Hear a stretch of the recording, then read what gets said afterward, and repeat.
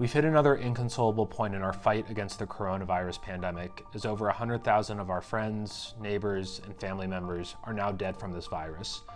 But what makes this worse, what makes this pain that much worse, is that it didn't have to be this way had Trump taken this threat seriously from the outset.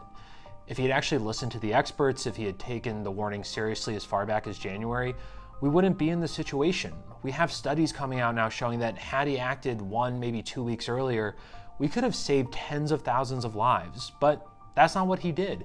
He was more concerned with appeasing China, with going on Twitter tirades, with pushing conspiracy theories, golfing, you name it. He was concerned with everything but addressing this crisis. And now we're suffering for it. We are paying the price for his inaction, for his failure, for his disastrous response that is only going to lead to more pain and suffering. Now, as we enter the next stage of the pandemic, as Trump has encouraged states to open up prematurely, and right here in Wisconsin, Republicans took that cue to heart and overthrew the governor's stay-at-home order, we need to keep in mind that it's the older population that is really going to bear the brunt of these decisions, because they're far more vulnerable to catching this disease and dying from it. We've seen countless stories of Wisconsinites and Americans everywhere who aren't able to say goodbye to their loved ones one last time because they are being quarantined and they're on their deathbed.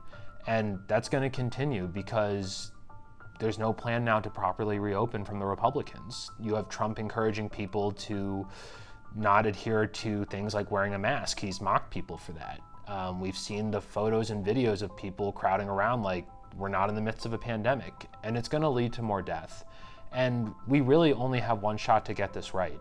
So what we need to do, we're all in this together, whether you're my age, whether you're older, it doesn't make a difference. We're all in this together. So we need to be wearing our face masks. We need to be social distancing. We need to be staying home, because that's what's going to keep us safe, and ultimately that's what's going to get us back to normal as quickly as possible.